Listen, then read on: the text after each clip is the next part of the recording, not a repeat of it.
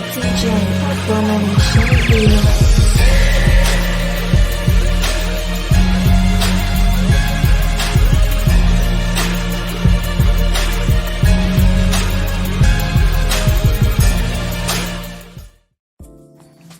Welcome back to the Team Nerd Herd podcast, where our best advice is if you want to do it right, collect what you like. Now, Herd, we're super excited to bring you yet another comic creator spotlight interview, a segment we like to call What If We Never Shut the F Up. Tonight, you'll find out it is a special night, guys. We're bringing the band back together.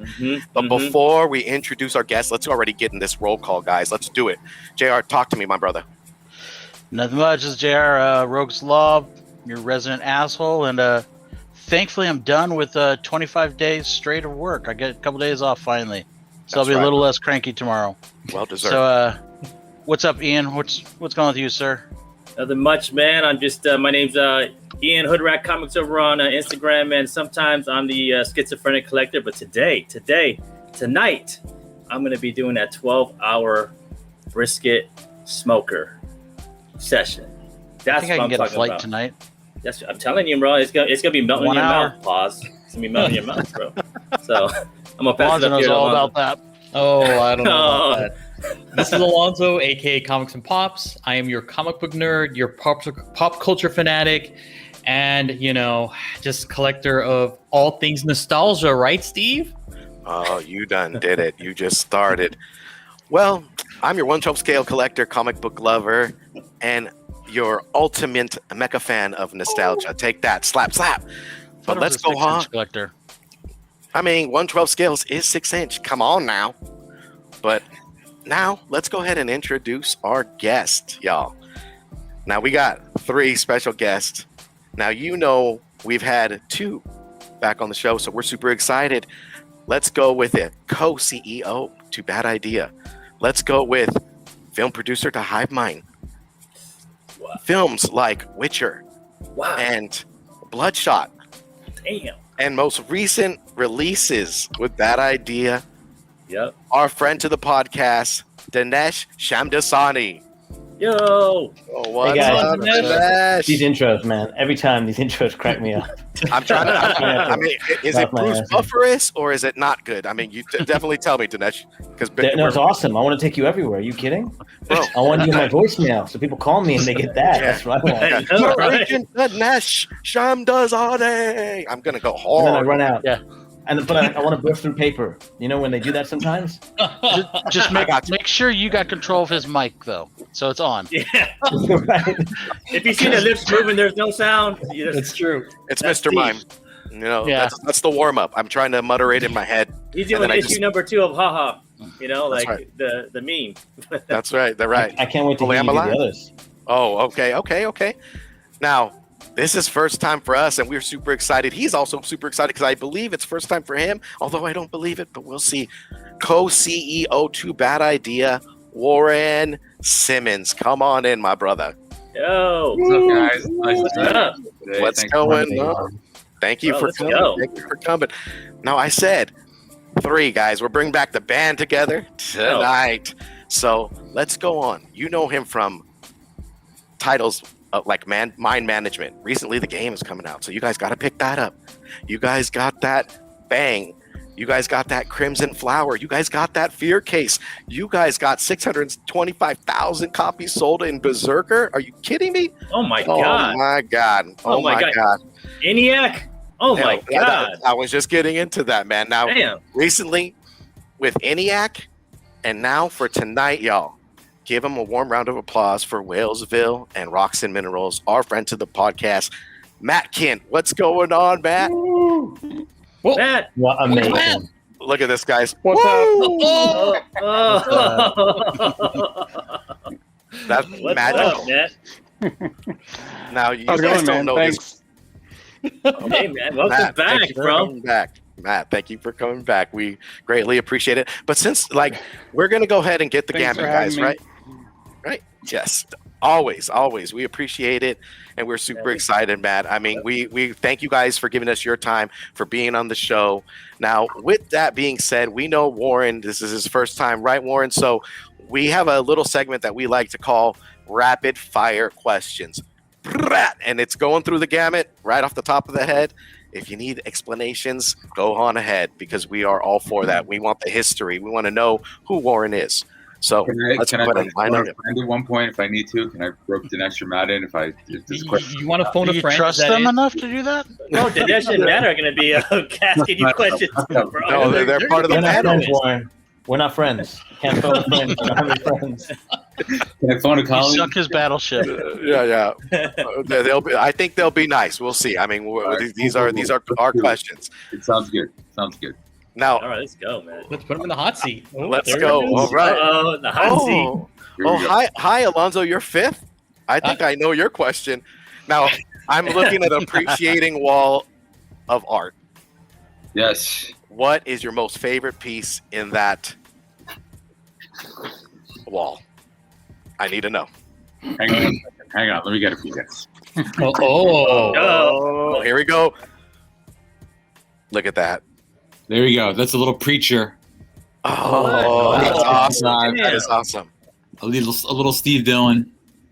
Little The late spoiler. great Steve Dillon. Oh, that is nice. That is awesome. Goes and tracks down and discovers a little bit about Cassidy. I can never say goodbye, Jesse. We cut from like the 20s or the 30s, I forget, to Oh. present, and then he's pissed. So I'm gonna have to go with Preacher. Although this Darrow one's pretty hot. I got a bunch up here that I like. They're a bunch Dude, of. How about the Thanos one? The Thanos one, bro. All right. He's writing. Oh, He's who writing? Look at that, bro. that is Dark side. sick. He's got dark The side. Dark right Side for him. not You got a here. copy, bro. As his chauffeur. This is our buddy Rayford did this, and I think Baltimore Con That's sick. 4 or 5 years ago. I just had to get this one. It's got the Oh, Infinity that's Gauntlet on right here. Look at how pissed he is. I love the look on his face. So we got some good ones here. We got some good ones here. MF doing Also- similar back. Also, I'll just embarrass my friend a little bit. Where'd we go? Did I bring it in here? I did. I brought it in here. Uh-oh. There we go. Here we go. You guys see that? Oh, my No. Lord. Hang on. Let me take this off the wall. Uh-oh. Very talented friend of mine. Very talented friend of mine did this piece. This is the Awesome. character designs for Exo Manowar for our 4001 book. I don't know if we ever did this, but one of the ideas was, you see this little tugboat here? Yeah. If Oh, you that's buy awesome. if you buy a Matt Kindt piece of art, there's an 80% chance there'll be a tugboat in it. But this is in perspective to Exo. So this is one of my favorite. This is a beautiful character design piece that Matt did for us. One day So, I will. Wow. so anyway, we got a bunch. Keep it, Oh, keep my it- God. I love it. All right, JR. Well, I'm gonna put one in for Rob real quick. His typical one: Uh, Thanos or Darkseid. Who's your, Oh, who's your me? dog? yes, sir. God, that's a tough one. Got to go with Thanos. I'm a Marvel guy. Oh. Certainly is the cream of the crop over at DC. He's definitely top of the mountain for the DC universe. That's for sure. Okay. Rob would be proud. Rob would be proud. Tell you what, he's All right, smiling right now. Well, wait a sec. You said Thanos, right? Yes. Thanos. Yes. But you said for he's the cream of the crop for DC. No, Darkseid. Thanos. I'll go with Okay, Thanos as a Marvel guy. But I think like I for said- the DC world, I think Darkseid's as good as it gets. He's top of the Jim, mountain. man. Yeah, if you get into trouble with Warren, this is how editors speak. They skip giant swaths of thought and just jump to completely random topics. I'll translate. If you ever get stuck, I'll translate. Well, it's like I said in the intro. I've literally been working 25 days straight, so my No, mind's a you're good. little Trust out me, there. you're good. It ain't you. Right. Okay, I was just checking to see that. Oh, I Rob, can't um, wait to hear what Dinesh's question is going to be. My question is going to be favorite movie genre. Favorite movie genre? That's a good one. I don't know if I have a favorite genre. I think I like to skip around a bit.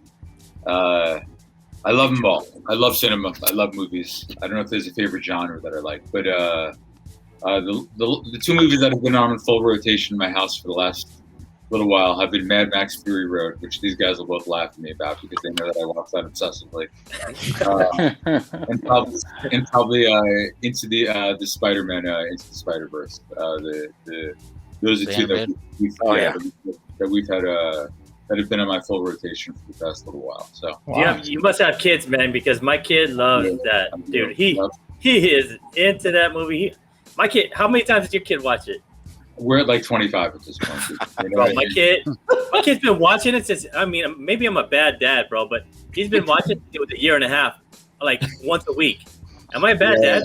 No, that's a good dad, dude. That's a straight Okay, good okay, dad. all right, cool. That's a good dad. Teach them young, bro. You got to teach I them know, young. man. Yeah, that's some good dad stuff right there. All right, It's on man. you, Ian. My question, man. Like, what was your first real job? Like your first job where you got like a paycheck from a bank, a check, like when we were us old guys. Mm-hmm. Huh, that's a good question. I worked as a like an assistant at a camp, like a assistant like counselor kind of thing. Okay. So that might have been that at like 13 or 14 or something. You know, it's like real young kind of thing. Mm-hmm. That might have been that, or probably steadier was probably like parking cars over the summer. Oh, Yeah, yeah. that was probably one as well. So those Valet parking, man. valet parking, dude. Every time I'm with my wife and I do parallel park well, I turn to her and I go, "That's why I was a professional." Yeah. You know, bro, like He comes out spinning. I was a valet parker too, and that was my favorite job, man. It still was my favorite, still my favorite job. Dude, it was great. Every summer, I grew up on Long Island, Atlantic Beach, being like 5-10 friends. We work at, you know, All the homies, right? Yeah. They don't know, like Yeah. you know, like the rushes come, and then in between the rushes, you're just chilling with your boys, you know. Dude, just madness. It's the People best. trying to steal cars. You know, people are pulling in, they're stoned out of their gourds. You know what I mean? You're just crazy, man. All right, man. I'm gonna pass it to the man right here with the. He's gonna pop you. With Oh, a my question? bro. This should Okay. be good. This should be good. No, I've got a good one. I'm going to help you humble brag a little bit because All right. I'm curious to answer myself. So Yeah. what's your favorite? You've done a lot of comic books. What's Marvel, Valiant, Bad Idea, Mhm. won a lot of awards, lost even more, which I think is the real triumph. What's your favorite Marvel character that you had a hand in creating? In creating. Ooh. Because you've got some heavy hitters. That's a good question, dude. That's a good question. I'm gonna say Spider-Man Noir. That Oh, kind of a derivative of Spider-Man, but Marco Djurdjevic designed that. I got to oversee the design of that. He did one version which you can find online. It's super cool. He did it with it's all like vinyl, so it's like still the Spider-Man outfit, but it's not plastic, and there's like stitching in there. And he did that as an initial take. It was really brilliant, but we wanted to bring it closer to like a classic noir character with like a trench coat and a hat. Oh, And yeah. he did that in the second take, and just nailed it. Marco's a straight genius. But he did that, and then that was a pitch from David Hine and Fabrice Sapolsky, and Carmine Di Domenico drew it. And it just came out and it was kind of like this tiny little 4-issue thing. It was awesome. Super excited. We loved it. It was a good book. But I remember, I think I was with you, Dinesh. I don't remember where this was, but we were in LA and we were driving through a thing and there was just a big poster of it and he was on it. And I was like, damn. You know, so like sometimes you see things that way and it's funny because it's a little bit of a time machine. It goes from 2007 to 2015 or whatever it was. But I like Spider-Man Noir a lot. That's a good one, dude. That's a good one. how crazy was it to hear? Go ahead. Sorry. No. I mean, how crazy was it to hear him as Nicolas Cage? I went with my brother-in-law who wanted to take me. He'd seen him once before because he just wanted to see my reaction when Nicolas Cage came on the screen. Going down to my fingers so I could feel them. You know what I mean? It's like it's just so funny to see the stuff that we worked on. You know, like we saw it a little bit with Bloodshot. You know, that Dinesh and Matt and I had all had the chance to work on a little bit. But when you see it on the screen, it's just the craziest thing in the world. But you know, you get to see it a lot, especially when you work at Marvel for a period of time. You know, I worked there from 2002 to 2009, and you touch a lot of things that they adapt. You know, probably where we would have headed with the Valiant Universe had we not left, where we would have been seeing more and more stuff now go from the paper. I remember I was sitting with Dinesh at New York Comic Con, and this is when they rolled out Ninjak versus the Valiant Universe, and we were in this room, and they were like, how many people were there, Dinesh? 1,000, bro? No, it's like 5. I think it was 5,000. Second biggest in the hand. There were like 5,000 people in there, and I'm sitting in the front row. Matt, I don't think you were there, bro. But I was there with a couple of people, maybe I forget who it was, but a bunch of Valiant people, and they had some people who worked on the books there. I hope it was Matt. I hope you were sitting next to Matt. As well, dude. But you turn around and you see all these people cheering, and you're like, we did this already. It was just in the comic form. So Right. when it becomes TV, when it becomes film, when it changes media, you get to see a lot more exposure to it. Or so many more people get to see exposure to it. You see, but for you, you've been living with it for so long. So it's kind of wonderful to see. But yeah, I think Spider-Man Wars is up there. There are a couple of others, but I think that's good question, Dinesh. Good looking out, brother. You got it. I'm here for you. All right. So mine's pretty simple. It's pretty easy. What is your first comic? God, I think it was like my first comic when I was a real little kid. My brother had like Richie Rich and Archie and like a bunch of like the those cartoon kind of. I forgot who owns those. It's like a Crown Family or something. There's some kind of family. King Features. King Features. So like a bunch of the King Features ones, like Richie Rich, and then some like Warner Brothers stuff. And I was homesick one day. I remember this, and I asked my mom to get me some comics. She was going out, and she came back and she accidentally picked up a copy of the Avengers.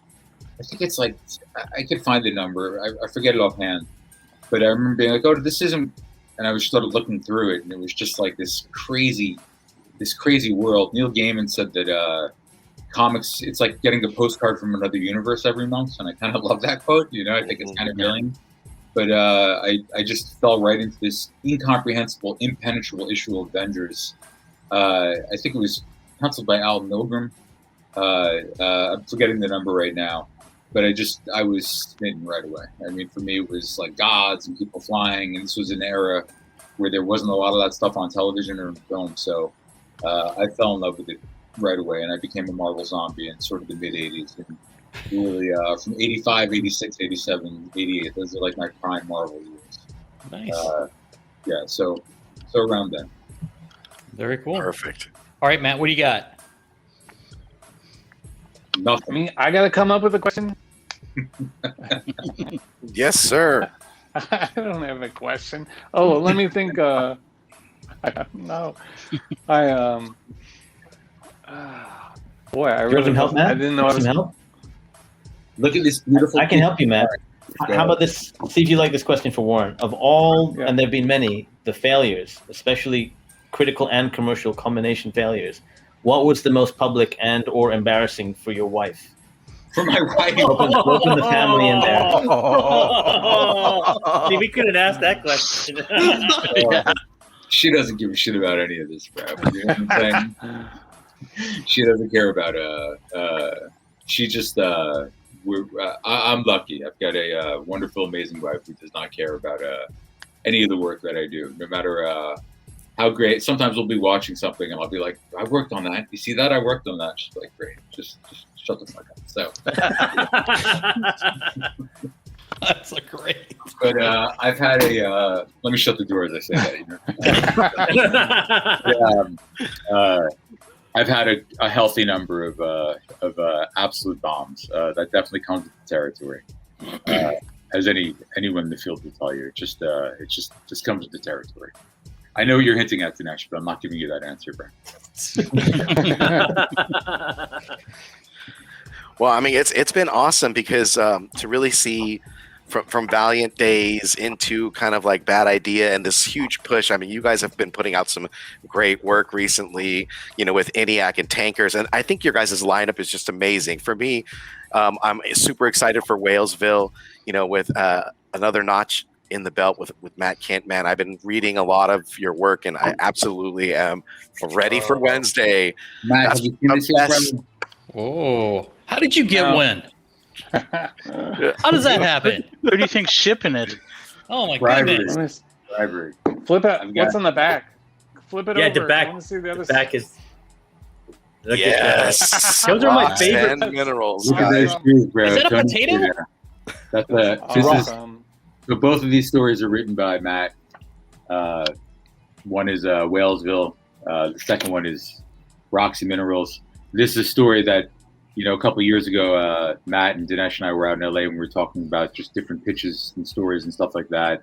And Matt had this story about this post-apocalyptic world That's an all ages story inhabited by rocks and minerals, and we just fell in love with it. It's a real masterpiece, and we've got some art in here by Tony Millionaire. Tony's he needs no introduction from me. I think Matt and I are both super fans of his work. I know Dinesh loves it as well. But this is the first page of it. Last page of, well, I don't want to ruin that for you guys. But we've got just absolutely gorgeous work here from Tony. We've got letter Dave. We have colors from Jim Gamble. This one's pretty special. And we've got rocks with shoes, which is awesome. Penny loafers, you know? Penny loafers. Yeah. I love those. I mean, I gotta say, man, I love those. I love the back covers of all the bad ideas. They are so dope, man. They are so dope, man. Awesome. Thanks, But man.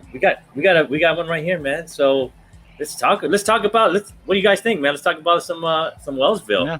You know. Yeah, let's do it. So, Steve, do you have any questions that we received from some of our viewers? Oh, yes. Let's definitely get to those. I'm going to go ahead and shout out to Kev's Collectibles. Matt, this goes out to you. He's also seen your channel and looking at your art. His question is, what artist influences you still as far as their work? As you look at artists that in recent times, what influences your art? Or Yeah, that's a good question. I don't know if I look at comic art anymore for inspiration. I've been looking at that's not true. The guys I like, boy, you're gonna put me on the spot with names. But Warren, you can help me with this. Who did he did Universe, and then Albert Montes. Yeah, Albert. Albert. I look at a guy like that, and it's like I don't think I look at the art for like inspiration on visuals, but I look at the art for inspiration on storytelling, which is different. Like I don't look at art for like how good the drawing is in comics. I look for art that tells a story well or in an interesting way. Not to say that like I'm a huge fan of Jeff Darrow, so I'll look at his stuff all day long. But the stuff that helps me as like a writer and as a creator is like Albert's work on Slaughterhouse-5 and Universe, and then I'm trying to think what else. There's a book called Purdy that I think it's Purty. It's like a Western book by an artist named Kickley. And that's pretty good too. But I look at that stuff and it's just like real raw inks I don't know. I guess those would be my two answers. All right, perfect. We got another one from Geek Driven, and this is a question on Whalesville. This is did Moby Dick inspire the cover? Did Moby Dick inspire the cover? I'd say that we'll probably go a little bit further back than Moby Dick, maybe to the Old Testament.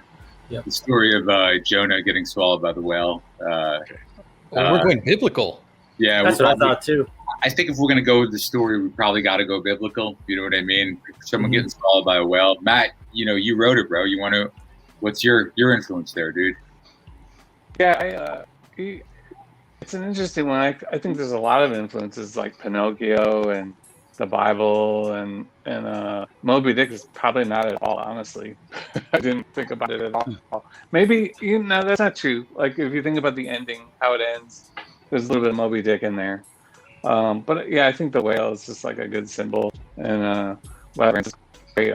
That cover with that little eyeball staring down. Amazing. Oh yeah. I thought it was super interesting. Man. I mean, I've been kind of formulating, the synopsis in my head, like over the last couple of days, and I just kind of thought, like, what if Jonah said, like, you know what, I don't want to come out of the whale's stomach. Like, it's actually cool up in here, man. It's a little town. I'm hanging out with people I like. You know what I'm saying? Like, it's a kind of cool place. Like, why do I need to go? Like, I don't know, man. What do you think, man? I mean, am I getting somewhere with that a little bit? I'm right off. Yeah, this is one of those stories that I kind of hesitated to ever write because I couldn't visualize how to draw it.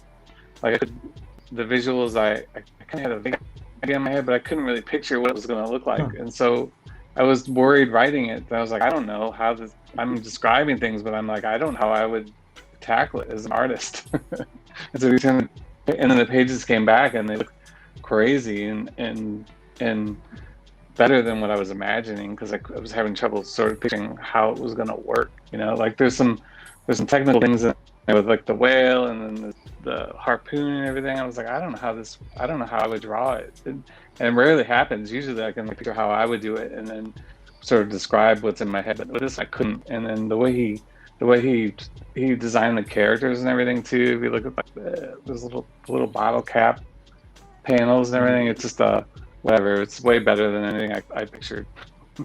And if this is Adam Molina, by the way, who's the artist? Yeah, Adam. Yeah. Adam is he's a design. He's a legitimate.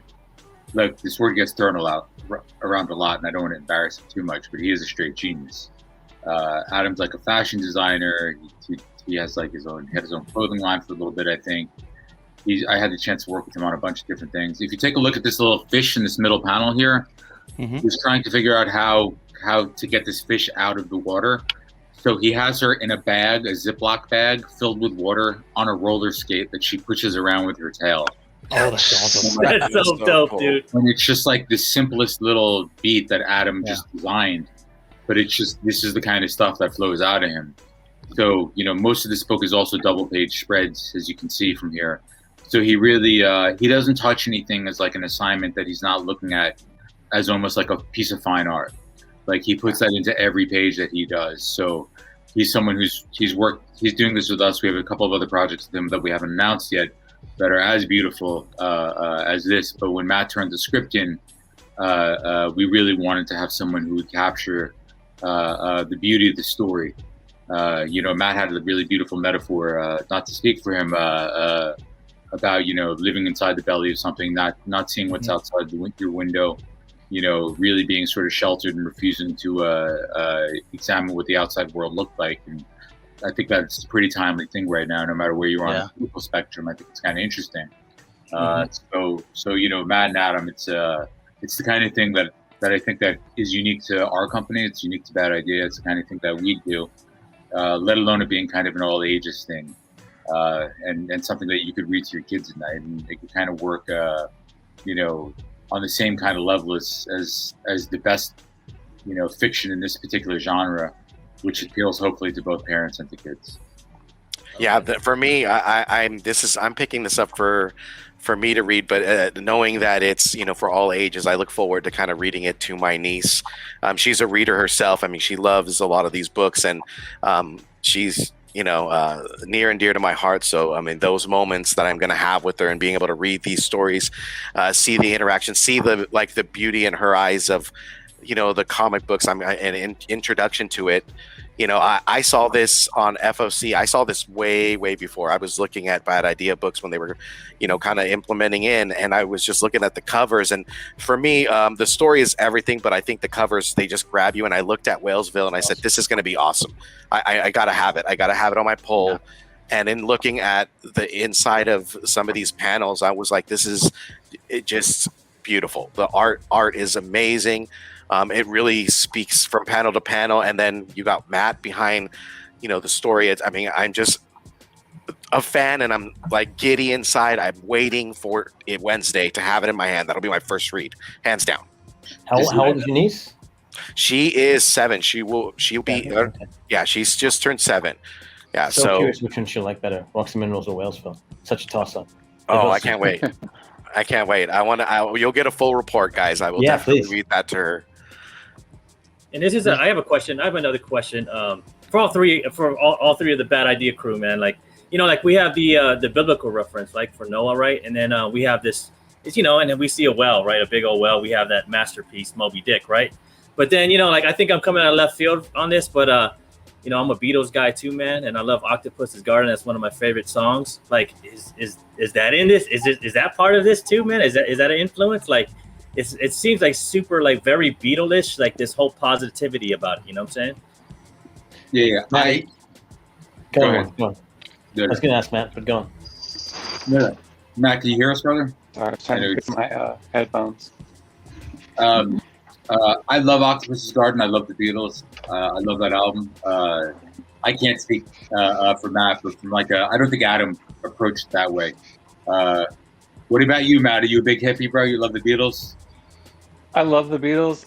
I hate Octopus's Garden. I love that song, bitch.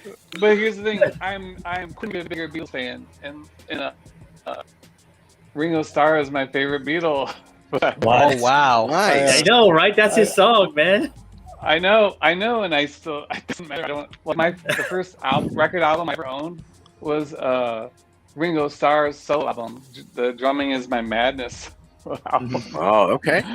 And, That's so awesome. So I'm telling you all that just to say that. But yeah, I love the Beatles. But no, you know what? It's funny when I was giving when I wrote the script and then Warren came back with, and we were talking about it, just kind of discussing what the story was about and everything. And I don't know, Warren, if you remember this, but you were telling me kind of what it was about, right? Like, what's that? Oh, it's like, and I don't want to say because it's not. It's sort of can be straightforward, and what happens. But then he's like, it's a metaphor for this, and this. I was like, oh no, it's not. That's wrong. That's totally wrong. Like, it's this, and I was like, it's this. Like the kid is really blah blah blah blah blah, and I don't want to spoil it all because I feel like it's one of those stories that I wrote unintentionally. The unintentional part is like when you read it, you're gonna, depending on how old you are and where you are in your life, it's gonna resonate in a different way for you. Like, it's either gonna be a fun and oh that's great, or it's gonna be really sad, or it's gonna be there's a third way that's kind of in the middle, and so I think it's just one of those weird stories that it ended up being gonna be something different for everybody that reads it, Yeah, man. But, I swear, looking at this art, it just, to me, it screams like it's almost even animated already. I could just see the movement, like with the whale attacking the ship. I could see it rocking it back and forth. I mean, I'm hoping, knowing you guys, 3 or 4 years down the road, I could see this being a short animated film, as maybe like a series of like 4 or 5 put out together. We had an inquiry right away. We announced the book. I never know, Matt, you must know this. We had an inquiry. Paramount got in touch. Oh, We had this Zoom meeting with Paramount, and they were like, we saw the solicit and we saw the name. What's it about? Tell us what it's about. We had a couple pages, so we showed them a couple pages on Zoom, and we told them what it was about, and they were so confused. They were like, what are you guys doing? We're like, no, that's our thing. We're a bad idea. None of this makes any sense.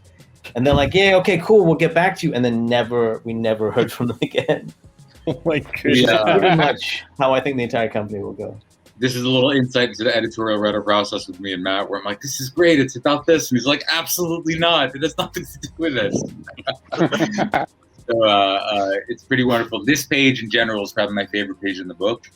If you look at these 4 panels on the left side, this is just Adam in a nutshell, where we have this beautiful establishing shot with this homage to the wave, the Great Wave off, what's it called? I'm blanking on the name, but the Great Wave, the famous piece. Oh yeah. And then if you take a look at the second panel, the little boy runs up to his dad. He's like so excited to be on the ship. His hands are out. He's so happy. And then in the third panel, it hits, and that angle of the dad looking back, warning the boy about the wave. And then you cut to this final panel, and the little boy's in the air. The rendering on the whale's face, all the scars from the battles, just the clouds in the background, like this. Like, it's a real high level of mastery. Let alone on the next page where he's just sitting on the whale's tongue, and then the dad's screaming, and then we have these 2 extreme close-ups, and then we cut back to the story. So for me, just getting in pages like this, it's really it's one of my favorite parts of the company in general, because it's just, as Dinesh was saying, such a crazy idea that we're doing. It's like, what? You're going to put, Matt and Adam on this crazy story about a boy getting swallowed by a whale, which, it's crazy. So for us, it's part of, I think, the pure joy of just making comics. Yeah, that's what I'm going to say real quick. like this story and the Rocks and Minerals one were the two ideas I'd had for a while that I didn't tackle them because I couldn't visually figure out how to do it, And so I think with both Tony and Adam, I was like, oh, this is how you do it. You get somebody that has a real visionary style that can figure it out, and then I don't have to figure it out. I just write it and hand it over.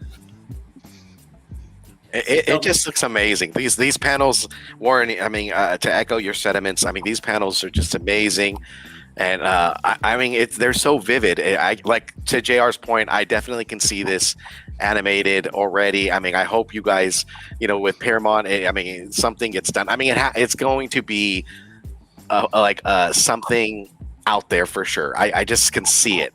Don't hold your breath, man. We also refuse to send them the book because we're lunatics. Which I don't think anyone has ever said to them. So who knows? At some point it'll happen. Yeah. And as you said, big props to Matt Hollingsworth, who's our colorist on this. Yeah.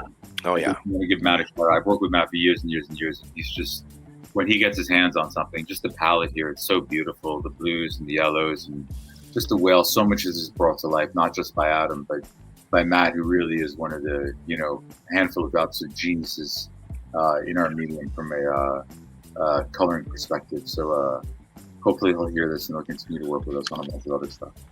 Can I ask you guys a question, man? Because I'm looking. I mean, I think it's beautiful. I think the color and I think the lighting used on this is fantastic.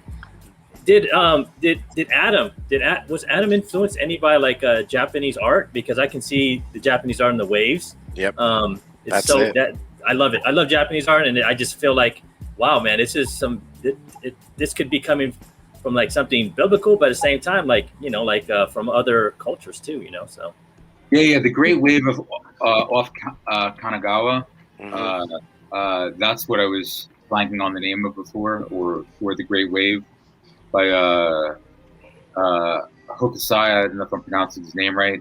If you Google that, you'll see right away that there are a couple of panels here in this book, especially this first panel on this page. Yeah. That are homages to the Great Wave. It's on the cover as well. So I think Matt's always Adam's always drawing from lots of different sources.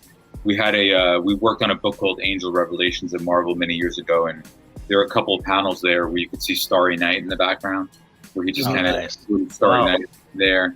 So he's really influenced by not just comic art, but fine art and fashion, and every year when at Burning Man, I think they build big platforms, and I think a couple of times Adam's gone out there and some people have hired him to build platforms for their event or whatever, and he's a real visionary as an artist. He's got some other stuff coming with him, but it's I think he's super influenced by it. It's a very astute note. I have another question, man. I have another question for Dinesh and Warren, man.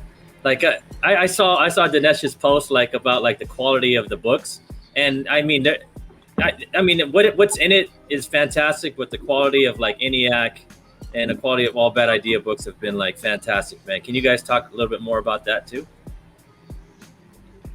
Yeah, sure. Yeah, no, it's we're trying to give space to the creators to do their best work, and in that we're trying to look at every other component of publishing, and so we spend a lot of time with the printer, who we worked with extensively from Valiant days, trying to build a better version of the book, and I think part of it is we're not afraid to spend a little bit more money, because for us it's a business, but it's not about squeezing every last cent out of the book. I think it's actually paid off. The quality of the book seems to be helping people want to read them, but it's about building the best frame for the best kind of art. But it's caused problems as well. Whalesville, for instance, we went a little too far. 72 pages, square bound, so it's a new format in addition to our cardstock, 12-point, double matte, laminate, spot gloss covers. Love them. And we just actually announced this week, we told the retailers first, please get in as many orders as you want now, because once we run out of this printing, it's going to take a serious, not first printing order for us to go back to press, because this book is just such a resource hog. To start the presses up on a new printing was we didn't expect it to be quite as crazy as it was. We just got a little carried away with building the frame for the stories. So then all the books that are coming out this Wednesday when this comes out are all going to be the first printing, like the white label. Probably we won't do a not first printing. We'll do a first. We've got a first printing. All the books this Wednesday are first printing. There are a couple reorders coming in the days after that, but we're sold out now. The first printing, we've no more to order. So if the book ends up being a big hit, we're going to have a problem with the book either being sold out or hopefully, maybe, unlikely, but maybe we get a big enough order or series of orders that we go back for not first printing, but it'll take a quite sizable amount for us to do that. Yeah, and we're really trying to lean in on telling stories that we want to see that may not be here in the meeting right now, you know, Rocks and Minerals and Whalesville, and as I said before, when Matt came out and we began to talk about this, you know, Matt's, we're lucky to have Rob here and Josh and Eric and Jeff and a bunch of other people as well. But we're just telling stories that are a little bit off the beaten path, that there might be a little bit of a gap for, that don't really, that aren't built to be the next blockbuster, but are just things that we may want to read to our kids, you know, or that, you know, we feel is a crazy idea or a high concept that could be fun. So I think that we're trying to lean into that. And I think that, you know, Dinesh and I, we just spent 8 years at Valiant, that's longer, but, you know, I worked as an editor for 8 years. And Matt was here with us from, you know, 2014, I want to say, or 13, Matt? When was Bloodshot? Do you remember, dude? I can't remember. It's like 14 or 15. It was the end of I think it was the end of 13 or the beginning of 14. Yeah, so Matt really was our, you know, one of our key engines for, you know, a large part of that period. And you know, when you're in that corporate system of comics and you have, you know, greater demands placed on you and you have to publish X amount, you never have to, but the goal is to build a universe, and you're publishing 6 or 7 or 8 books a month. And, you know, the challenges of working as an editor at Marvel or DC or at other places, those pressures could be intense. And it's always, as Dinesh was saying, about compromise. How do we get this in faster? How do you build 22 pages of comics every 28 days? You know, how do you do 12 issues a month? How do you do 16 issues a year? 12 issues a year? How do you do 16 issues a year? So what happens is there's a compression, and that compression is just about speed. Speed is really the true enemy of creative. For the most part, on occasion, you're very lucky and you can work with a writer like Matt, who's very fast and very good. Don't tell him I said that; it'll go right through his head, and I can't have that. But you know, the speed which Matt works with is a gift. When you have artists also like Jeff Lemire or Matt or Bendis, guys who were artists at one point in time, I think it unlocks a portion of their left brain thing going on, so they're able to move much faster because they visualize things, so they're able to produce work at a different clip than just looking at it as a word. That's a whole diatribe. Sorry, I'm rambling at this point. That said, here we don't have to do that. Here we can do 2 books a month. Here we can do a secret book and just mail it out and have some fun with it. Here I can ask David Lapham to illustrate a book, and Matt as well, if he's cool with us putting it out into the marketplace without putting his name on it. Just working with creators who are kind of cool about that and just kind of having fun with it and kind of just, you know, something which is a little bit different than the constant pressure and rigmarole of trying to move faster and faster and faster, where we can just say, you know what, slow down, it's okay, we'll get there, we'll figure it out. If we need a little bit more time, we'll do it. You know, not building 40 variant covers a month, because that's 40 separate covers, which is 40 calls to 40 creators, which is, you know, that's 2 books. You know what I mean? If you're publishing 8 books and you have 5 variants on them, you know, these are the things that slowly creep in that have the propensity for chipping away at the edges of the quality. So we're not trying to necessarily do that here. It's kind of like both quality and the quantity, because I think when you do get these books, I mean, it speaks volumes. I mean, it's totally separate from everything else that you got on New Comic Book Day. They're appealing to the eye. I mean, for me, I just can't wait to have this cover in my hand. As you were saying that it's sold out, I was looking at my poll. I'm like, I better get this in now, because if you've pre-ordered, you're fine. If not, Yeah. It's already placed in. It's on my poll, and I've just cleaned it out right now because I gotta have it. Yep, golden apple. No. I gotta say though, man. I mean, I love that idea. I've been looking forward to Whalesville for a while. I've read the synopsis and I was like, yo, man, this book is wild, and I'm wild, and I'm into it, man. you guys are. I gotta say, man, you guys are the Frank Sinatras of comics, bro. Like, you do it your way, bro. Matt, Dinesh, and Warren, bro, y'all do it your way, man. But yo, I mean, Alonzo got something for you guys, man. He got something. He got something for you guys. He got something that we like to play a little game called Versus. You guys ready for this, man? Yeah, and all you guys gotta. You guys can roll up your sleeves and pass it down. Get in the old boxer shit. All right, here we go. So the first, can you click on the next slide, Ian? All right, you guys are all valiant guys. Oh, Lord. No. You can't do Not this. even close. Win in a head-to-head. Not even close. I mean, we got Rye and we got Ninjak. Who's it going to be? Warren. Come on, Matt, you wrote both. It's a Ninjak. Exactly. It's That's not even why close. It's always Ninjak. Yes. Just cycle through them. It's Why? Ninjak. Tell us why. Yeah, why? How would it go down? Well, he's the smartest, and he's the whatever. He's got everything. Rye's a little. He's the coolest. Hold on, but does Rye have to do it on his own? Because generally Rye and Father work together. So is he fighting Rye/Father? And does that change things? Well, ooh. He could do it. Ninjak can do anything. He's the strongest character in the entire Valiant universe, so it doesn't really matter. And he's a ninja.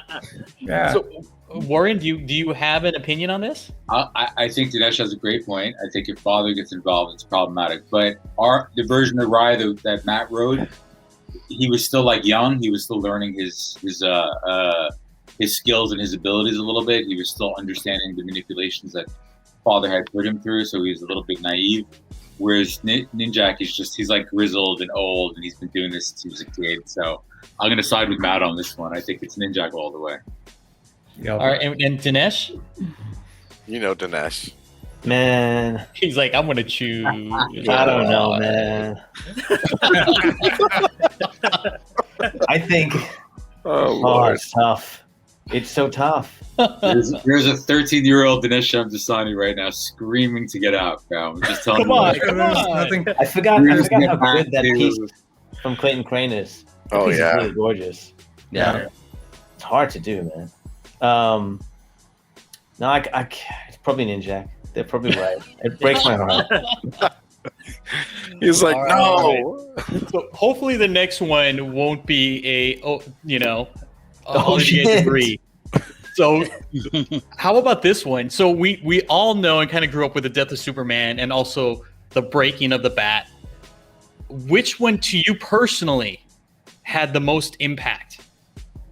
Come on. No one's going to say breaking the bat's amazing, but no one's going to put that above Death of Superman. Right? Yeah. I love that Superman. Death of Superman. Yeah. Death of Superman got me into comics. Yeah. All right. You remember it came in that black bag? Oh, yeah. That poly bag? Yes. Yeah. That was cool. Did you rip it Still up have and mine get with the armband on? Oh, yeah. What? Matt, did you know that the Armband. 7 stories, each one, I didn't know this till a couple years ago when I was rereading it, each story was built with a certain panel composition. So, of course, the last one is all splashes. Did you know that the second last issue is all 2 panel pages, and the third last one is 3 panel pages, and the fourth last one is 4 panel pages? They built it like that, the whole thing. That's cool. That's good. Crazy. History. Crazy. Nice. Mhm. And just Look at that also Kelly Jones Dinesh too, cover. like That Kelly wasn't Jones cover is nuts. wasn't Yeah, also really too great. like the Death of Superman? Wasn't that your first comic too? It wasn't my first, but I was in that era. It was right around there. I think my first. No, you're right, because my first ever issue of a comic wasn't that Superman, but it was Adventure Superman 492 or 497, which was one of the issues in Death Superman. That's right. I totally forgot. Is that really the best-selling graphic novel of all time? Is that true? Well, you know, Totally. Probably at that who time. knows? Yeah, for Watchmen that, might have Amazon beat it said now. so. Amazon said so. Which one did you cheer for more, though? The Death of Superman or Batman getting his back broken? Let's be honest. Let's be sadistic. how dare you? How dare you talk about the Man of Steel? The I thing got a about question. that Superman is it's really it still makes me upset because he's the best of us, right? And in the first time he's getting his ass whooped, the first time he feels pain, he still doesn't back down. He's still fucking Superman. He's still like, no, I got this. Whatever it takes. And that Dan Jurgens splash page right before he dies, where he's flying into Doomsday, you're just like, this guy does not stop. He's the best of us. It's awesome. If he had Pa Kent there to Word. stand and go, no, I gotta die, Yes. then he would have given up. It's also really like amazing event comics at its best. Not just his death, but the return with like Oh yeah. the Yeah. Cyborg and then Steel and then Funeral like, as well, yeah. the kid. And you're just like, what's good? I remember buying this off the stands and be like, which one is it? And just like, Yep. you like, it's like they built such good mystery and you know, I haven't read it in a long time, but as a kid I remember loving that and just being so excited for the next issue, which is something that's really unique to comics when it's done super well and there's so much love put into it. And that one shot in that Green Lantern issue where they just destroyed Star City. Was it Star City the Green Lantern's at? Yeah, the Where- Twilight storyline. Yeah. Yeah. Well, no, it's part of this. They had like it was Cyborg Superman versus Green Lantern. Oh, in Rain. That's right. Yeah. Am I the only one old enough that voted to kill Robin or save Robin? Please No, tell I me. voted. I hated Jason Todd as Robin, and so I also voted for Robin to die.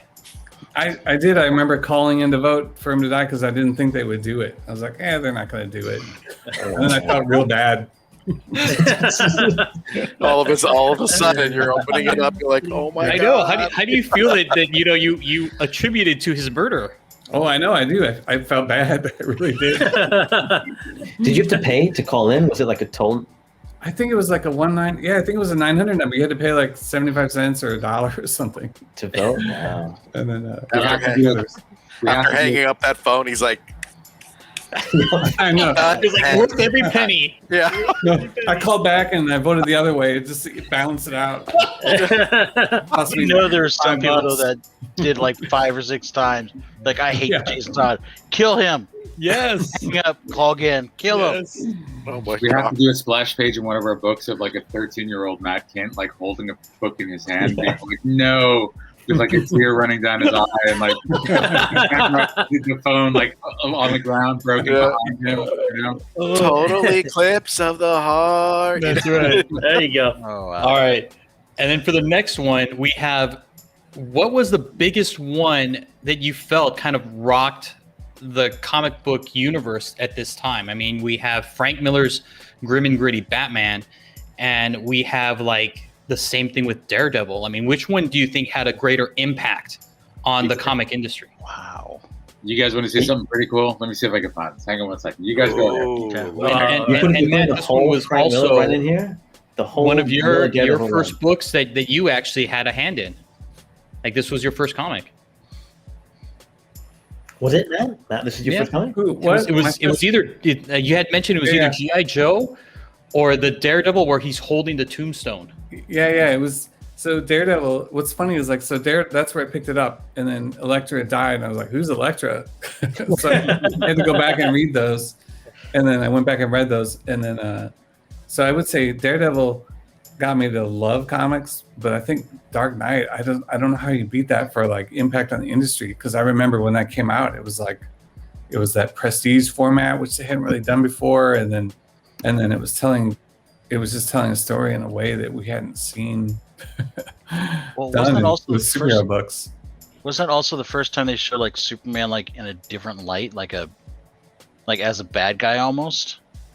Yeah, he was like a tool for the government and everything. Yeah. So like there's the great image of like the close up of the S and the colors of his costume, and then cutting to the flag or whatever, and like that. Yeah. It was just the visuals of that were just so great. Plus, like, look at the cover. Yeah. Like the art is so not like mainstream comics like we'd seen up until then. Like I remember seeing that cover and like, what's going on there? Like Batman's Batman like, on roids. chunky and kind of a little fat, and like the lines are so, it's kind of ugly, but like great. Like I don't know, it was just kind of that one and Watchmen, man. It was 1985 was the year. Oh yeah. Even as a Daredevil fan, I have to go with the Batman on this one. Bam. Highlight a Hey, Warren, you're muted. You're mute, Warren. Sorry, I'll show you guys something cool. When I was about 10 years old, I went up to DC Comics, and I got to interview Denny O'Neil for a book report that I was doing at class. No way. Yeah, and then he gave me a make ready. Do you guys know what a make ready is? Yeah. Oh, No, make ready is like 2 weeks before the book leaves house, or a week before the printer will send them a version of the book that looks like this. This is Whalesville for scale, so you guys could see. Okay. The cover's pretty similar, but the make ready is generally the guts of the book, which is oversized. And Denny gave this to me. oh my Oh, God. wow. That This is is so the make cool. ready Wow. of Dark Knight Returns so if there's a problem with the book and you want to pulp it, like if something goes wrong with it and there's a curse word and you want to pulp the book, the editors get the book. So he gave me this and he gave me the cover. And I guess I was like 10 or 11 years old at the time. Wow. Yeah, so I still have this for 30 years. So it's just kind of funny that you threw that up there on the screen. So That's dope, man. It's like I knew. It's like you knew. Yeah, I thought you were gonna press You know? that book. I saw it. I was like, are you stuffing to it's- press it?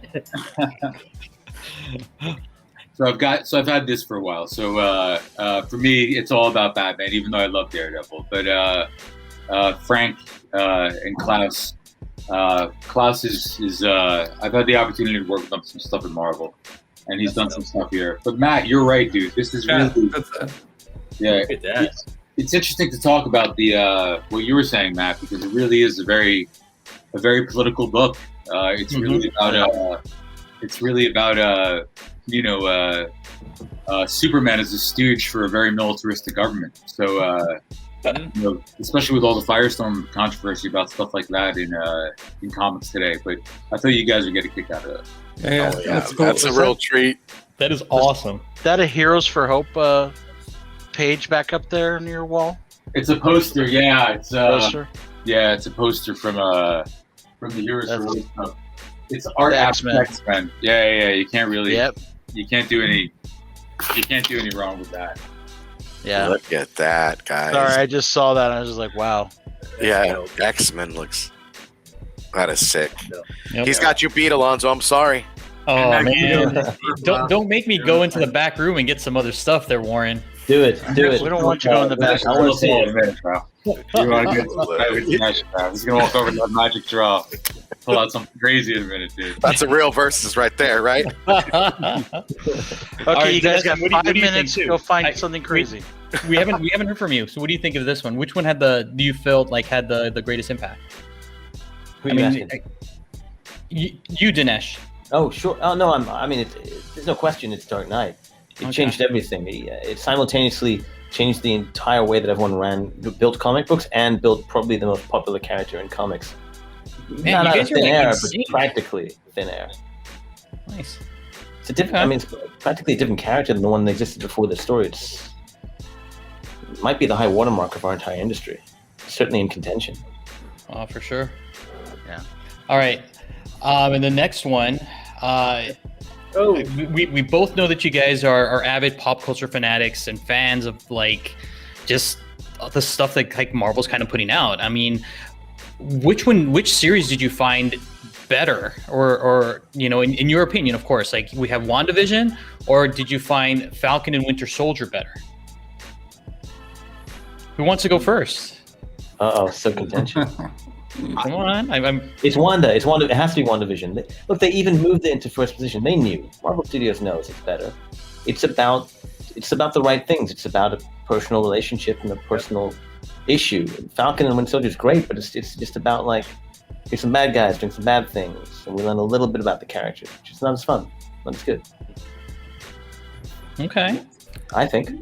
Yeah. One of the first books that I worked on when I got to Marvel was Truth. I was an assistant editor on it. Ooh. I worked with Axel for many years, and this was really Axel's baby. He was one of the, he really wanted to shepherd through the idea that if it's 1939, the needles is not going in a white kid's arm when they're testing it, and I think that was really one of the high concepts of the book. So that was one of the things that was super cool to see. That was the one where I turned to my wife and I was like, "Is this an editor on that?" And she's like, "I'm watching. Will you shut up?" So I really like Every that one of book. Warren's stories about his wife ends with her saying, "Will you shut up?" So far tonight, everyone. I'm picking that up. But I think WandaVision, I agree with Dinesh. I think it was executed extremely well. Overall, I felt like it was a better full package from start to finish. Whereas I really liked Falcon Winter Soldier, but it was a little rockier along the way. I felt like they were trying to shoehorn some things in there from a storytelling standpoint. Gotcha. What about you, Matt? I'm going to be polite, and I'm going to vote for Mandalorian. Amazing answer. I'm a positive guy. I like to keep it positive. That's right. You got JR smiling over there. We got Bad Batch coming up in a couple days. There you go, man. Bad Batch, man. That's right. All right. All right, and what do we have next? Wow. The Josh Whedon version of the Justice League, or This is great. Zack Snyder's version of the Justice League? Alonzo.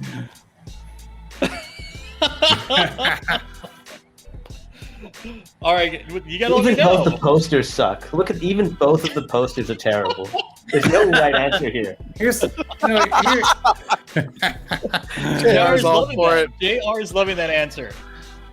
Oh, this movie is so garbage no matter how many times they make it. Thank you. Oh, you just made JR's day. Look at this tagline. You can't save. And they thought they were so smart with all the logos. It's terrible. It's a bad bumper sticker. Yeah. Coexist bumper sticker. I'm going to defend both of these movies.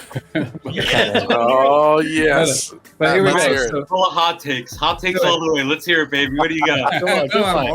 I'm always positive. But here's what I'll say is we just watched. I hadn't seen the Joss Whedon one. I watched it last night with my friend. I knew.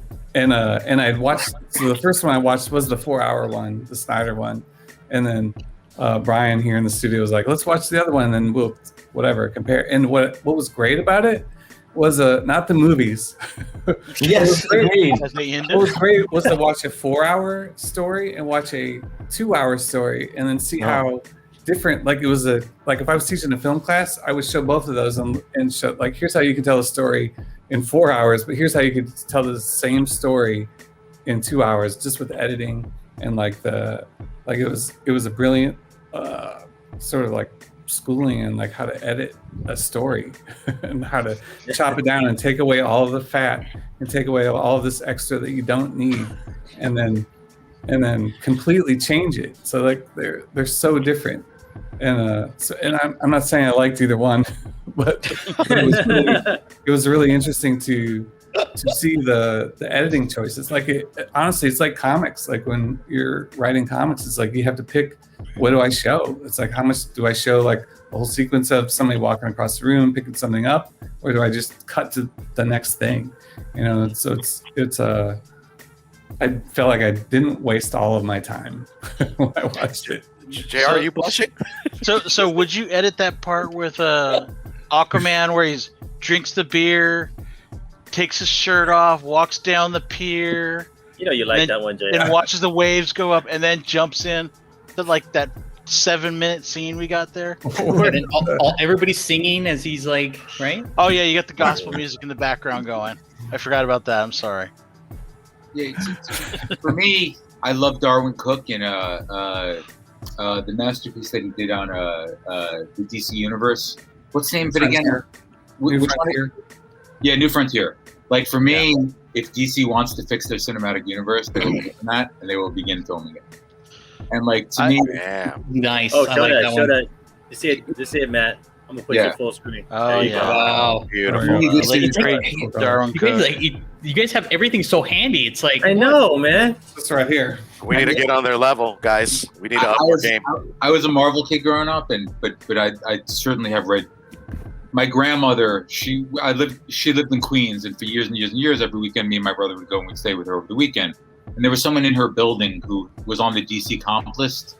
They worked at DC in some capacity, so I got hundreds and hundreds of DC comics as a kid, and it was always at arm's length for me compared to the Marvel stuff, I was a Marvel kid, but Darwin's vision of the DC universe for me is just, it's the purest one that I've responded to. Mm-hmm. But when I see, I think Alan Moore said that if he knew what he was going to do to the the comic industry by creating Rorschach, he never would have done it. You know what I mean? So when I see Batman and the Flash and Wonder Woman and Cyborg, I thought Cyborg was awesome. I really liked his performance in this movie, and I thought the Flash was good, and I like Wonder Woman. But when I see it so dark, it's for me as a starting place. If I was working on the pitch of it, I would say stop. Like look at Darwin's stuff. Look at how he built this. Look at how majestic this is. Yeah. And just the belief that they kind of are Superman for me. He's always there's that great Frank Grant issue of All-Star Superman where the other astronauts have like come back from they were in space and they're back on Earth and Superman's been gone and they're beginning to terraform Earth and they look at Superman, they're like, you're weak for not having done this. And you're just like, oh, that's Superman. He doesn't do that. So for me, that's really what the DC universe is. So whenever I see a vision of it like this, which is so dark and so brutal, and it's something I really can't show my 10-year-old kid. I've only seen the Zack one. It seems to me as a little bit of a miss from my personal aesthetic standpoint. No, I appreciate all the feedback. I mean, this is great. Like I've not heard it from this kind of perspective. It's like from a writer or like producer, an editor and stuff. This is great. Yeah. Publishers. This is dope. Yeah. No, don't rope me into this. My feedback was just they both suck. I did not waste my time Hey, expanding. your feedback is awesome because it's the I same moved as on mine. quickly. All right, let's move on. Poor JR. He got some. Oh! So we're all products of like the 80s, right? We kind of know. Man, you're starting to fight here. Me and Matt about to go to war. That's right. So is it Grogu or is it Gizmo? Gizmo. Dude, Gizmo is the best. Go on. Fuck Grogu or Rogu or whatever his name is. Gizmo. The child. You stop that with the Baby Yoda hate. He's not Yoda. He's not Baby Yoda. It's Baby Dodo Grogu. I got your back, Matt. If you guys haven't seen the Key and Peele sketch about G2, Gremlins 2, Yeah. when you get off the call, go watch it. It's a work of genius. It's an absolute mastery. Googly-eyed cartoon gremlin, stupid as fuck. It's in the movie. I was ready for someone to say that right now. Perfect. Oh shit. They just ripped off Gizmo though, didn't they? Jon Favreau was like, you know what I saw last night for the first time? Gremlins. We should just do that as a TV show. It's a hairless What happened? Listen, when Slave One enters the atmosphere on that one thing, and it's like, and it's like that long shot, and you're watching the ship come in. I was 12 years old again, man. That's like the greatest. That's like the greatest moment of the pandemic for me. I was like, oh my god! And then Boba Fett comes in, and he's fucking these troops up right and left, and you're like, what a force! That was amazing. When he fucking dropped that detonator, bro. That detonator from Slave One, I fucking cummed in my pants, bro. Dude, he's got that bamboo stick, and he's hitting him in the face and fucking all the up. That was like 3 minutes. Like Favreau's had that in his head for like 10 years. You know what I mean? He's like, I got some ideas. Let's put it down, guys. What about the end of season 2 when all the girls are just wrecking house? Oh, and on the ship, just wrecking house, and it's just like you realize at the end of it, it's like they're all women. You're like, now that's a badass scene. That's what I'm saying. You know what I mean? It was just like they didn't have to go. Here, let us protect you. We'll just take care of this shit. Yeah, there's a great the last. Have you guys seen The Boys? Yeah, man. Oh man, that was epic. It's wonderful. It's absolutely. The Boys is dope, bro. Yeah, the last from season 2. Yeah, man, dope. All right. And then so we were talking about the Mandalorian. So which one got you that like, oh my god, like you couldn't wait and you saw this? I mean, was it Ahsoka's reveal or Luke's? Matt? Like this. Boba, I've been waiting since I was 6 years old for Boba Fett, so I'm canceling this one. Boba Fett was the only thing I wanted to see. And then nothing else mattered, so I could care less. There's a great article about how like the prequels didn't really work because they treated Jedis as like superheroes. And like there's that scene early on where like they try to assassinate Padma, and then I think Obi-Wan goes on the ship and he looks over and he jumps down like 10,000 feet or something. Yeah. And suddenly it's interesting because in the originals you kind of had like Obi-Wan and they were kind of like a little bit like they're like wizards. Like if you had this person in your army you could win, but it didn't guarantee it. Whereas in the prequels they were just like superheroes, like in an arena with 1,000 of them fighting 1,000 people. It really took it to a level where you lost sort of the romanticism, I think, of it. So for me, with the prequel, when he showed up at the end of it, I felt it was a return to kind of just like one person. You know, he might have lost, but he was just good enough to turn the tide of battle. So for me, I felt like that's what was really so great about The Mandalorian, was that Favreau was able to really just you see what Dinesh puts up with all day, guys? This is it. I know. I was going to say, do you have a soapbox for every one of these verses? Oh man! There you go. And conversely, Look at Oh, but I know we have not But so for me, it's The Mandalorian. I love both of them. That's right. Yes. Excellent. Did you build the subject? Did it come pre-built, or did you build it? No, it's a Lego. Yeah, that's what I'm saying. Did you put it together yourself? Yeah, well, Ella helped me. It was really hard. So Oh my God. It looks hard. Oh, Amazing. hey, Matt, I have something to show you too. Yeah. Well, you have to. Ian has to switch it. There we go. Oh yeah. Were you upset when they? Oh yeah, that's awesome. Yeah, I was totally upset when they blew it up. Yeah. It was like. You guys were all pissed off when it blew up. Gorgu flying it. Whoever bought that Hasbro thing was all pissed off. Like you had like 10,000 people pissed off when they blew it up. Yep. So, You're like, why? Dude, that is so awesome. Yeah. Yeah, it's cool. come on, Dinesh, man. What do you think, bro? What do you think, Dinesh? Ahsoka, easily Ahsoka. I love the expanded universe. It's just nice to see them go there. I hope they go to Revan, and I hope they go to the next Old Republic. I hope they go all- There you go. Yeah.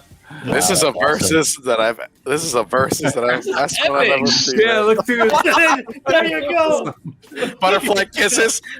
Butterfly kisses. Oh man! People forget you can look through the back of his head and you can see the Like- yeah. Like the Bionic Man had that too. Yep. Yeah, Oh my God. So cool. Okay. Yeah. Okay. We're gonna go easy now. We're gonna go easy. So the next one. We talk about food all the time on this show, and if you guys have been interviewed by us, you guys know that this is a thing. Texas barbecue or Southern style barbecue?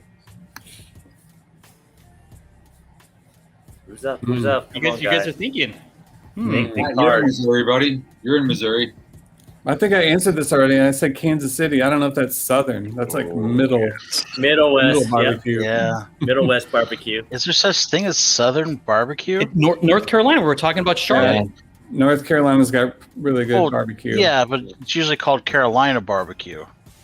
That's Carolina Southern barbecue. stuff. Whatever. Yeah, there's Texas and there's Memphis. everybody else. That's what I'm saying. Texas and everybody else. No. Well, Texas versus everybody else. Dinesh, what do we got, Dinesh? What's your choice? You can't lose. You can't lose here. Can man. It's all Hey, great. yeah. That's right. He's picking. Dude. He's going with both. You can never lose. It's all great. You want to do the dry rub. You want to do the Look at the saucy one. mac It and doesn't cheese. matter, man. Look at the mac and cheese in the Southern though, man. That may get me though. The Yeah. mac and cheese up there. Look, you could actually, dude. I'm telling you, Dinesh, you can actually make smoked mac and cheese. Oh, I've had it. No, I know. We work with at Bad Idea Adam Freeman, who's a Texan, but he loves all kinds of barbecue. We worked with a guy named Jody LaHoop, who's a writer now. He wrote Shirtless Bear Fighter, and he is a barbecue. Oh, that's a fiend. great book. He loves his barbecue. So what do you think, Warren? Go, Warren. What you think? This afternoon, I had a little bit of broccoli, a little bit of asparagus, threw it in a pan, a little bit of seitan. Oh! Can't beat it. A little teriyaki. That's how I do it. Okay. That's my version of barbecue. I know what Well, you I'm can going to do after this. You can still have like barbecue corn and stuff. Yeah, I like barbecue corn, a little mac and cheese. Steakhouses are actually very good for sides. So is barbecue. I'm probably going to do more sides when it comes to Warren's a big steakhouse guy. He goes to steakhouses a lot. steakhouses. Are good. Oh yeah. All right. And then next we got into one of Matt's favorite things. But is it Krispy Kreme or Dunkin' Donuts? Boy, it's gotta, of those two, it's Krispy Kreme. Oh, See that? Those Yes. aren't the best donuts. But Of those two, I would say you Krispy just failed Kreme. Matt. You failed Matt so badly. I tell us what the best one is. know. Matt. Tell us what the best one Please. is. Here in St. Louis, we have a place called Strange Donuts that does like all the weird flavored donuts, but then they just do like a good cake and a good glazed donut. That's all I need. I don't need all these. Oh, I don't need all that. But they're Dude. just whatever. Dunkin' has the artificial flavors and sweetener or whatever. It doesn't taste right. yo, Matt, I'm telling you, Matt, when you come to San Diego Comic-Con, I'm gonna bring you some VG donuts from Encinitas. You had that? All right. Yeah, I will. I'll bring you their cake. Their cake donut is. Yeah. Oh my god. Shit, I'm still waiting on those. No, I will, Matt. No, I'm coming to your booth and I'm gonna bring you. Alright. I'll bring you, Dinesh, and Warren a dozen of the VG donuts from over here in Encinitas. I'll have so fucking many. good, man. You guys know when I'm in LA, there's how many donut places are there just in walking distance? Where It's like Randy. Dude, there's so many. Actually, I was thinking about the next time you come down here. There's a place called Sidecar in Santa Monica that's just insanely good. Ooh, Sidecar. God. Sidecar I'll write that down. Yeah, those are good. Let me ask you a question, Matt. So if Ninjak magically was turned into a donut, and then another Ninjak was magically turned into Texas barbecue, not Southern, I thought you were not Kansas City, and they have to fight, who would win? Both Ninjak, but it's donut Ninjak and then Texas barbecue Ninjak. Basically, what kind of Ninjak's donut, got a though? big. Ninjak's got a hole. Is he like a long john or is he like a donut hole? No, he's a bear claw. Oh Bear yes. claw. All And right. we're going ribs, but no mac and cheese. Yeah. It's got to be Ninjak bear claw. I love it. I love it. Oh man. Oh man. All right. And then we got our final one, which is just again beer or wine. Why choose? I don't understand. Good job, Alonzo. Way to drop the ball. What are you talking about? I mean, come on. It's either you know. You mean which one first? Is that what you're saying? Sure. This is your show. This is your guys' Sure. show. It It's is. your show, bro. Yeah, you let us know. Whatever's closest, I guess. I don't. It's all context, right? It depends on where you're at. Okay. Yes, that's right. Setting in place, right? Okay. Yeah. I can see where you're going with Okay, if that. you're eating donuts, which one? You know, if you dunk a donut in beer, it tastes so good. It's. Oh, I'm not kidding. I'm not kidding. It works. I got to do that. It Oh. works. That's Love like it. CC, it's going. barbecue sauce on a donut. It's fucking amazing. Don't worry, Voodoo Donuts has that too, the barbecue donut. all right, man. Now I got to bring you a San Diego, IPA and some donuts, and then we'll just dunk them together. Let's go. Get some like ballast and get That's how some you do VG it. together. That's how we do. Set the man. date. Set the date, guys. We are ready. This was great. Thank you guys for participating in our verses. I appreciate it. Your answers were You guys didn't Amazing. answer any of them. Well, let me Oh, give you you guys did. one. So Alonzo, Ian, Steve, JR, Warren versus Matt Kindt. Do you How dare you do have a this? preference? So, Oh, now shit. so far. who's Ninjak I mean, and for- who is Bloodshot of the two? I mean, we both know who Ninjak is. That's like Okay. you can't Who's Okay. Quantum and us who's against- Woody? We're like Batman and Robin. Yeah. We're I like gotta go Captain with Matt America. because I seen Matt in one of his videos running. He took his That was pants great. off It's and he it's went true. sprinting. So I didn't see Warren sprint. So I think Matt can win on a 12 round. I In a wouldn't foot race. I wouldn't try that. Talk But about don't forget, Warren talks about his heavy bag, and Oh, Warren yeah. plays a role. He did mention that. And he knows Ninjak that. is a duo. Yeah, Warren's a But see- boxer, man. I've never hit a person in my life. I would lose. But you would be able to run around them, right? And it's like the Flash. Right? You could do like that zombie movie where that guy just, if you got to have cardio and you just run around. You can That's just right. catch you. So I'm the a question little is, so, clumsy too. I don't has- know. has anyone seen Warren's heavy bag? Because I will say that I have a heavy seen bag it. and I refer to this. I have seen it. It's a janky setup I've ever seen. Have you seen it? Then I'm siding with Warren there. Thank you, Warren. I've got the setup in the garage right now. April's been a very boxing heavy month for me. I'm trying to get the heart back. You know what I'm saying, boys? It's been a 30 days of no alcohol, a lot of boxing, a lot of. You got some stuff in the basement you got to work out, Warren. I got some. I can show you the setup in there, but this isn't a It's a Rocky 6. We'll get- I'll give you Rocky 6 quote. I think Ian, you know what I'm talking about. We'll do the MMA boxing one after, bro. You know what I'm saying? No. That's The right. question is, who lives closest to Stockton? We were talking about it. That's Okay, we're gonna drop Might you in the be middle me. of Stockton, and you got to find your way out. Oh, right here. We oh, got some Matt's MTV. Y'all, you guys do Uh-oh. not know this, but we got some MTV cribs. We got some Team Nerd Herd cribs. It looks like Edition cops. with Matt. With Matt can. Oh! Like, take that, Warren. take that, right. Warren. All right, you guys gave me. Let's wait till Matt gets back. Oh, like that's a- Dexter right there. He's Oh, the nerd boss. boss. That's it, guys. You guys do not know what you guys are witnessing, but it's history, guys. This man's warehouse is amazing, full of art, full of appreciation, full of nostalgia. My God, man, you guys are in for a treat, and you've been in for a treat. Oh my God, Boba Fett and Legos. Need I say more? Yes. Just waiting for him to say, "Get off my lawn." Well, And he here has goes a- Warren. Whoa. Warren's like, enough. Oh, Warren. Okay, Warren. He's like, I think Warren's gonna put the gloves on. Look at that Oh my hallway. gosh. Oh no! Next thing we're gonna see Dinesh. Oh, there we There go. it is. We- you got you oh, broke you one. too. What's going on? How did you get? I didn't know you had one of those. This is the torture device. Oh, beautiful. And he Look at got all the comics comics. there. Oh my God! All your And a comics. guitar. Oh, wow. And this is the Oh, the bins. Yeah, That's yeah. nostalgia right here. finally beast right there. Oh, Oh, you know his next hurt right there. I love it when you some cops man. to catch a predator. Yo, I'll fight you, Matt. Yo, Matt, you want to come with me, bro? I'll do this. Dinesh, are you going to All go of a take sudden, this all of a tour? sudden, Dinesh, yeah, do not I'm not stop. even wearing He's like, all pants. right. I'm not getting up. It's like You guys bad are at the ideas. shirt Like, only level with me. it's like bad ideas. Secretly, like the secret assassins. The I secret know. assassins of comics, man. Bad ideas for some BMFs.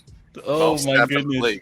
goodness. So, final question: in working with each other in Valiant and coming down here, we're in the future. How does that feel to be working with each other and have friendships that have lasted for so long, and then just be here at a pivotal moment, putting out epic comics for this comic community? How does that feel? Like where can you put that in a full picture as far as seeing the work and going from Valiant and just up into this future that with Bad Idea? I can speak for Warren when I say it's an honor to work with me, Dinesh.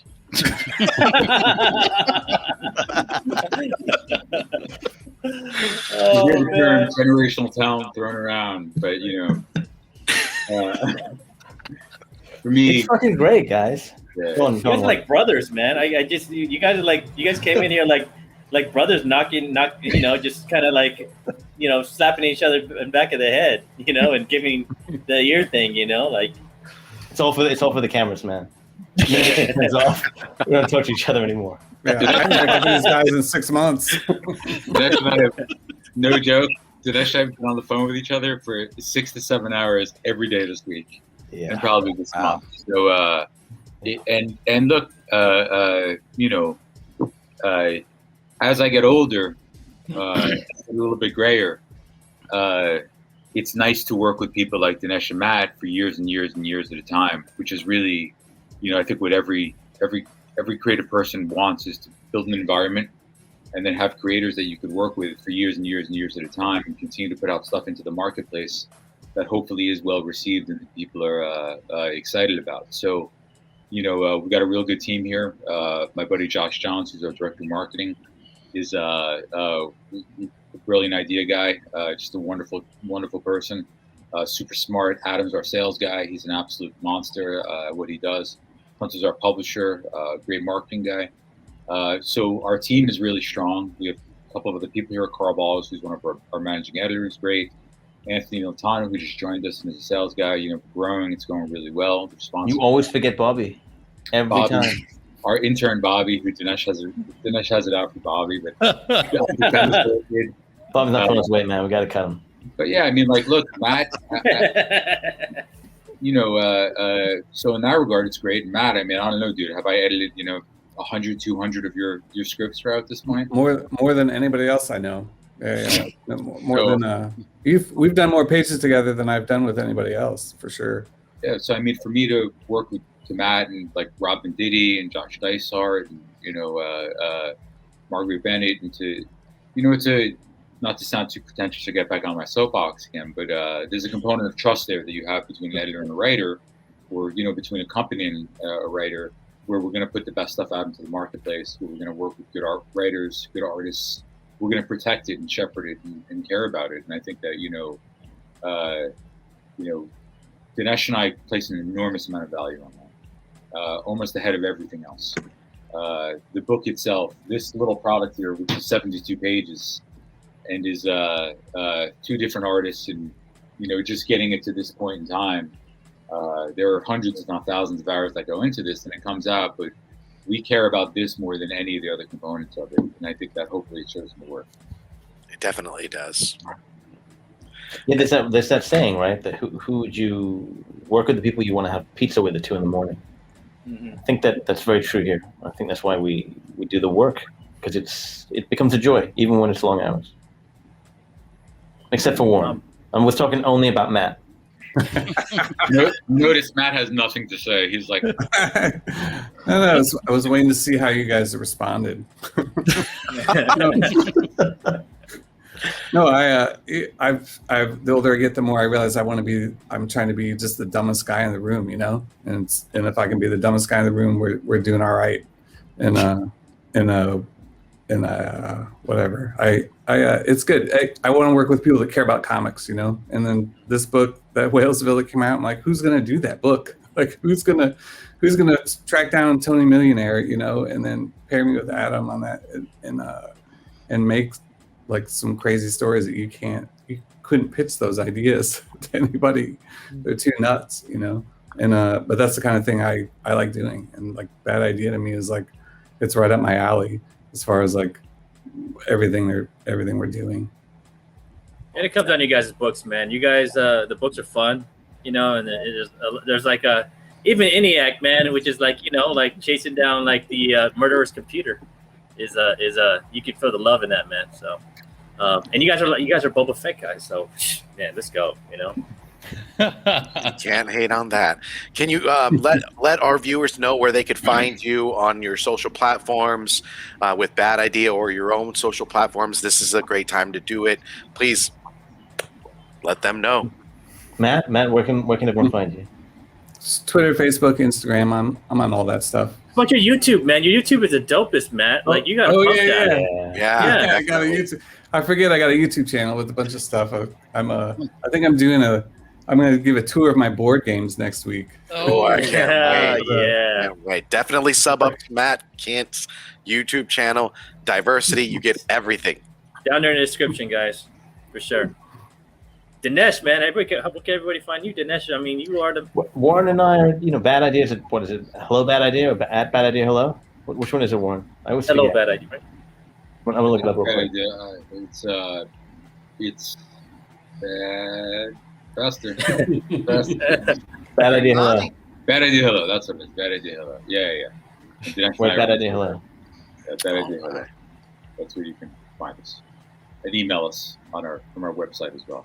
But if you want personal, I'm at Dinesh S. and Warren's at, what are you, Warren? It's like San Jose Stallion. That's your boxing one? Yeah. What? You are on Instagram? San Jose by fightclub.net. You can see pictures up there. And AL Adrian. Yeah. At Warren Simons on Twitter. That's it. But thank you guys. We appreciate it. Thank you for having us on. Thank you. Thanks, man. That was a blast. Thank you guys. This has been great. And with that being said, we're going to take the show out with if you want to do it right, collect what you like. It's never a bad idea for that.